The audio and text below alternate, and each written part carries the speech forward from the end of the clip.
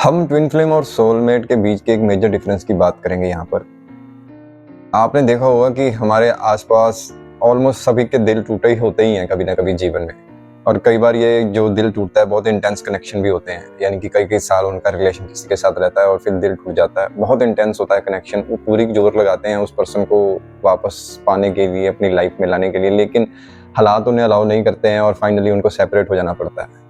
फिर वो किसी और के साथ सेटल डाउन हो जाते हैं, शादी हो जाती है, अपनी पीड़ा को दबाने के लिए वो किसी और का सहारा लेते हैं। लेकिन अगर आपने गौर किया हो तो हम फिर भी उस पर्सन को भूल नहीं पाते हैं, जो भी वो पर्सन है। ये सोलमेट्स की बात हो रही है।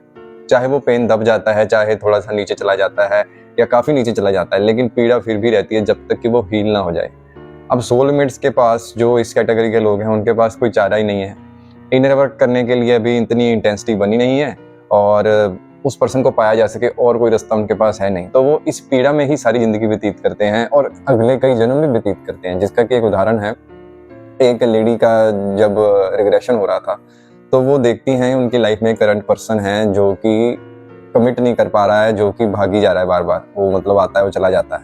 तो लेडी जब रिग्रेशन करवा रही थी तो उन्होंने एक सीन देखा कि ये पर्सन, लेडी उसकी तरफ हाथ कर रही है पर्सन की तरफ, तो वो इसका हाथ पकड़ने के लिए पास आ रहा है और फिर वो थोड़ा सा हाथ पकड़ता भी है और फिर वो पता नहीं उसको क्या होता है, एकदम से वो पीछे भाग जाता है, वापस चीखता चलाता पीछे भाग जाता है। उसके हाथ में जैसे एक चाकू सा होता है बड़ा सारा, तो ना वो कांटों वाली झाड़ियां होती हैं उनके बीच में घुस जाता है और उनको, यानी कि झाड़ियों को काट छाट के किसी तरीके से वहां पे जाना कोशिश करता है।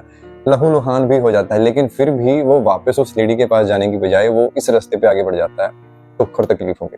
तो जब इसको इंटरप्रेट किया गया तो ये पता लगा कि ये जो पर्सन है ये कमिट करने से डर रहा है। उसके साथ पास्ट लाइफ्स में भी इस लेडी के साथ और इस पर्सन के साथ ये कई बार हो चुका है, यानी 3-4 बर्थ देखे गए जिसमें कि ये पर्सन इस लेडी को छोड़ के भाग गया। एक बार ये दोनों भाई थे, एक बार ये हस्बैंड वाइफ थे, एक बार पिता और डॉटर थे। कई अलग अलग रोल्स में आए और सभी रोल्स में ये लड़का जो है, ये पर्सन है, ये भाग जाता था। कोई रीजन हो जाता था वहां पे, कोई और बात हो जाती थी, कोई जेन्युइन रीजन थे, लेकिन ये भाग जाता था। तो वो पेन वो आज भी कैरी कर रहा है और उस पेन की वजह से वो कमिट नहीं कर पा रहा और ये लेडी इस बार फिर से अकेली रह गई है, या राइट नाउ उसके साथ जो भी हो रहा है। तो अब इसका सोल्यूशन क्या है?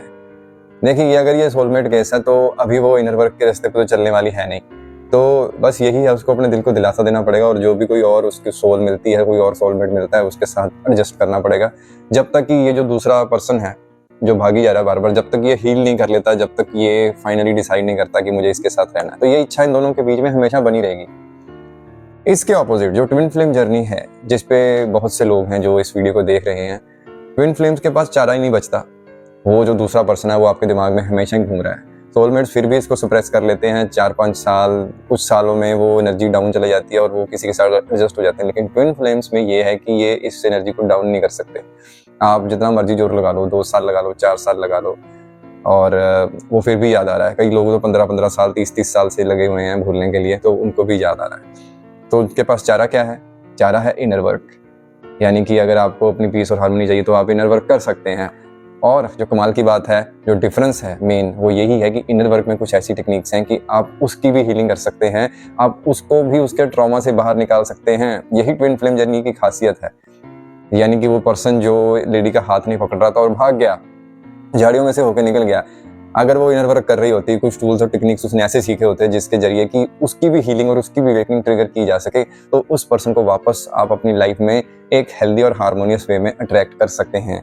यही डिफरेंस है ट्विन फ्लेम जर्नी में और सोलमेट जर्नी में। सोलमेट्स अटक जाते हैं, ना ही उनके पास कोई रास्ता होता है। ट्विन फ्लेम्स लकी हैं, उनके पास इनर वर्क का रास्ता है और गुरुओं की ब्लेसिंग्स हैं, और इससे वो क्या कर सकते हैं।